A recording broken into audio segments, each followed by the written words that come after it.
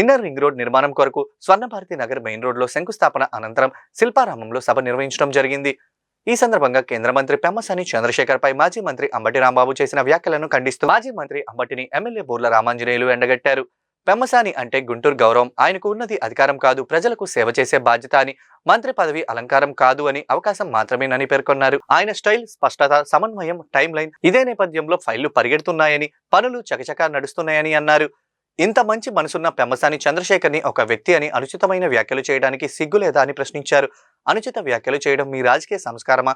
మీకు ఆ రోజు తిడితే పదవులు వచ్చాయా? దూస్తేనే గుర్తింపు వచ్చిందా అని చంద్రబాబు నాయుడిని తిడితే మీకు ఆయన కనుసైగలో మెలిగే అవకాశం వస్తుందా అని విమర్శించారు. ఆయన కనుసన్నల్లో మెలిగే అవకాశం వచ్చిందా అని విమర్శించారు. కానీ మా కూటమి ప్రభుత్వంలో కేంద్ర మంత్రిని చూసి మేము 3 అంశాలు నేర్చుకున్నామని అన్నారు.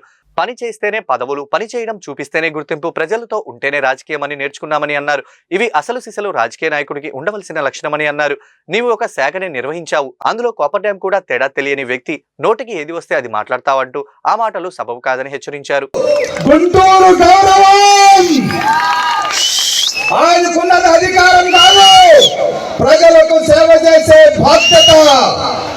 మంత్రి పదవి అలంకారం కాదు, అది అవకాశం మాత్రమే. ఆయన స్టైల్, స్పష్టత, సమన్వయం, టైం లైన్ ఇదే నేపథ్యంలో ఫైళ్లు పరిగెడుతున్నాయి, పనులు చకచకా నడుస్తున్నాయి. అందులో భాగంగానే ఈరోజు మనం చూస్తున్నాం. ఇంత మంచి మనిషిని చూస్తూ ఒక ఆయన అనుచితమైనటువంటి వ్యాఖ్యలు చేస్తాడు. సిగ్గుండదా? ఆగండి సార్, మా బాధను మేము చెప్పుకోవాలి. ఒక్క నిమిషం సార్, ఒక్క నిమిషం. కనీసం ఆయన మనిషిని చూసి, ఆ మనిషి ముఖాన్ని చూసి అనడానికి నీకు నోరు ఎలా వచ్చిందని అడుగుతున్నా పెద్ద మనిషిని. అనుచిత వ్యాఖ్యలు చేయడం మీ రాజకీయ సంస్కారం. మీకు ఆ రోజు తిడితేనే పదవులు వచ్చాయి, దూషిస్తేనే గుర్తింపు వచ్చింది. ఎంతసేపు ప్రతిపక్షాన్ని ఆ రోజు చంద్రబాబు నాయుడు గారిని తిడితేనే మీకు ఆయన కన్సర్న్లో మెలిగే అవకాశం వచ్చింది. కానీ మా కూటమి ప్రభుత్వంలో మా ఎంపీ, కేంద్ర మంత్రివర్గ యొక్క పరిపాలనలో మేము నేర్చుకున్నది 3 అంశాలు. ఒకటి, పని చేస్తేనే పదవులు, ఫలితాలు చూపిస్తేనే గుర్తింపు, ప్రజలతో ఉంటేనే రాజకీయం. ఇదే అసలు సిసలైనటువంటి రాజకీయ నాయకుడికి ఉండాల్సినటువంటి లక్షణం.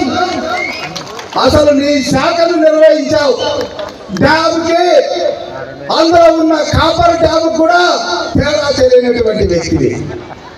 నోటికి ఏది వస్తే అది మాట్లాడతావు.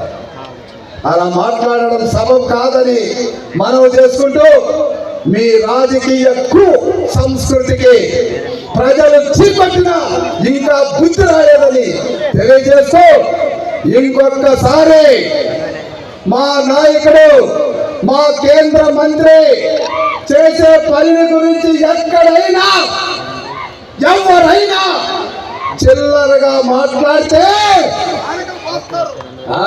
కరెక్టే చెప్పారు.